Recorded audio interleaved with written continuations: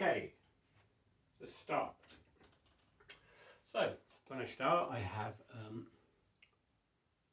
ultramarine, titanium white, burnt umber. That's all I need. And I'm just putting the sky in. So it's kind of rough. White down the bottom here. And because this is a fantasy picture, it will go up to, I don't really know where the buildings are there, but approximately about there. So it's going to be light at the bottom here. And it's going to get darker as we go up. This is going to be much more of a Prussian blue, like almost a midnight sky. So you're going to have a hint of a sunset down here and bright daylight, but up here it's night time, which of course is nonsense, but it looks good. And I'll have a big moon then, which I want a moon, like the moon. So yeah, so I just won't film this whole process just a bit because it's going to be quite tedious. It's a big painting, and the sky runs from here down that line of buildings there, up around the hideous church, and then up there. Still got to hide that church. But this will help kind of frame it and give me an idea where I am. I've also drawn one head. You probably can't see it on the video, but it's I'll paint it in. Look, that's a much nicer size head. I can actually cope with that.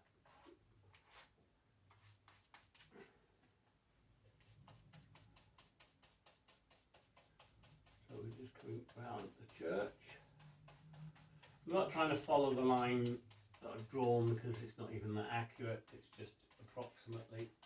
I have a vanishing point, which is here, so I can correct everything against that as I go.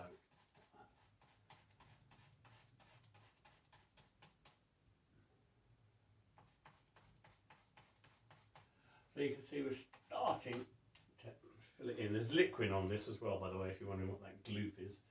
And that's so it dries in a reasonable amount of time. It's also quite good for canvases like this that are not on a stretcher and just bolted to the wall, because it's very pliable and elasticy and it won't crack when I roll the painting. So we're going to go a bit darker in a minute. Let's get across here a bit. I need a bigger brush, but I can't be bothered to go out and get one. The painting is so big I could have done with a decorator's brush.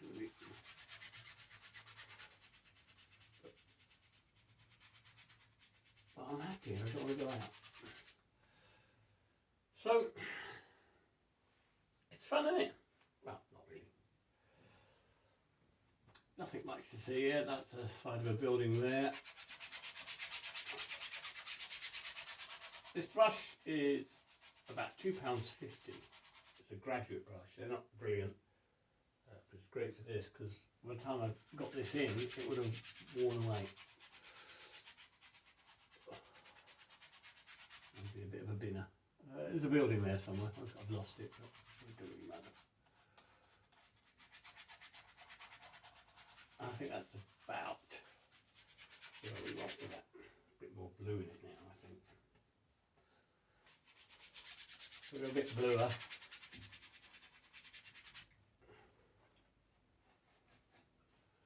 A bit bluer here. Up to that edge. And I'll blend this in later. This is just a blocking, so it doesn't really matter.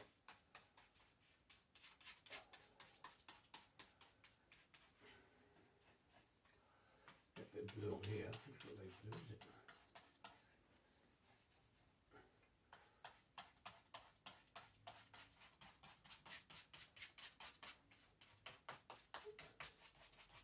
The secret is here to not get any lumps when you're painting. You don't really want it to dry with these lumps on, so I will flatten it with a big brush or a sponge or something when I get around to it in a minute. So, a bit darker, maybe not that dark.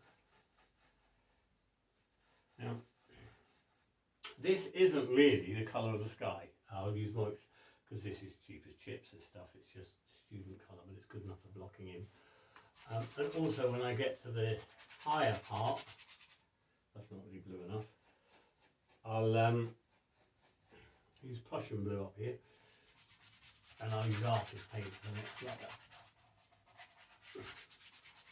This is just to get the drawing down. And student paint's fine for blocking in.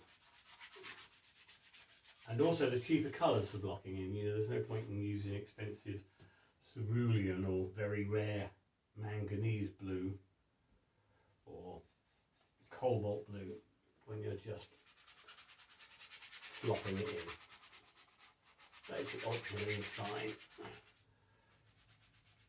I don't like ultramarine very much, I have to say. I find it a bit of a dirty blue. That's good enough for this. I've got to get across there, haven't we? That goes to that bit there. And now we're going to go darker again. So we'll pop some more blue in, a bit more liquid. If I was using this blue for the top coat, I've had a bit of burnt umber to it or something and just dirty it even more.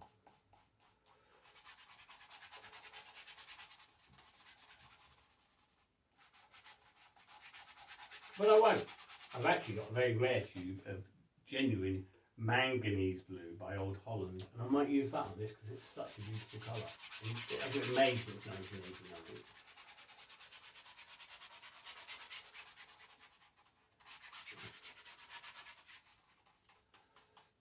I'm not a big fan of cerulean blue either, which is good because it's really expensive.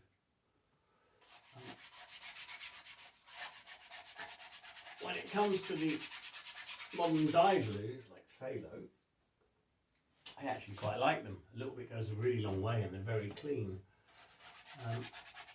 And Winsor & Newton do a fake manganese blue, which is made out of basically titanium white and one or two phthalo blues. And it's actually almost indistinguishable from actual manganese blue. So it probably doesn't really matter that that doesn't really exist anymore. Because whilst it's going to be really dark up here, get on there you bugger, I want this really bright down here. So more blue. We'll make it quite dark up here. Just use the purple hue, really, who cares? Yeah, so it's just slightly lighter than it is in the tube, but that'll do.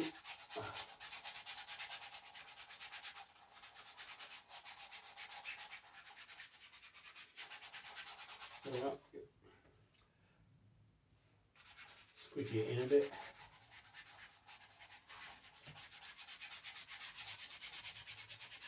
Here that I'm scrubbing it in really, not really painting tonight, just throwing it on. Up here we've got more, down to that line there, across there, I'll fill that in.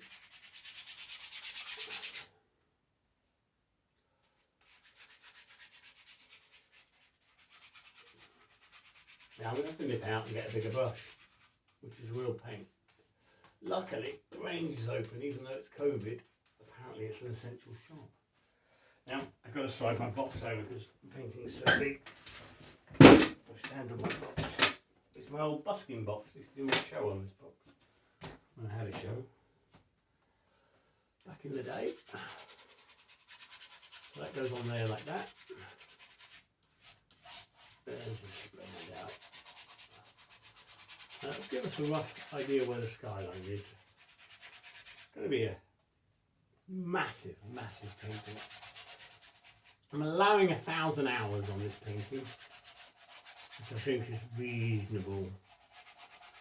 I suspect it won't take me very long to do the buildings to the same standards as a smaller version, but it will take me a long. I probably 700 to 800 hours will be spent on the portraits because there's 140 of them roughly. We'll take a few. So there's a window there and a chimney breast there. So we don't really want to go in there too much. That's fine. We'll just shove that one. Yay! So that's that. I don't have a bigger brush, do I? I have far too much paint. Way more paint than needed.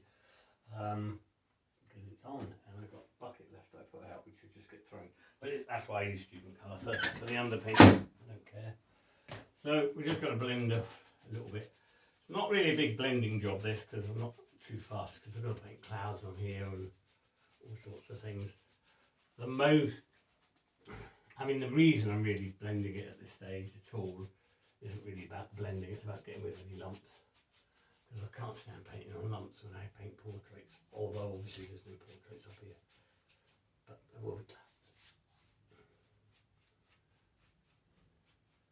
So it's still not a big enough brush, is it? It's ridiculous.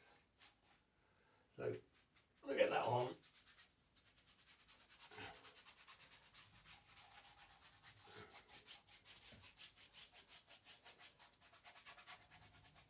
Completely ruining my watercolour brush. Again, that was only £2.50. We'll live.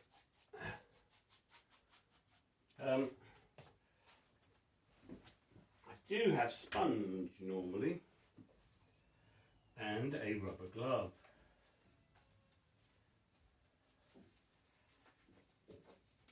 I've only got one rubber glove, so I can't really waste it. It was in my pocket. It's actually from work. It's been used. We'll just see what it does.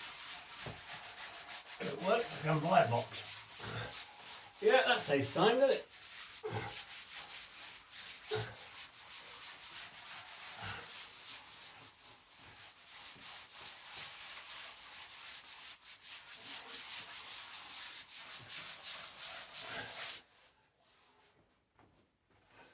One glove gone.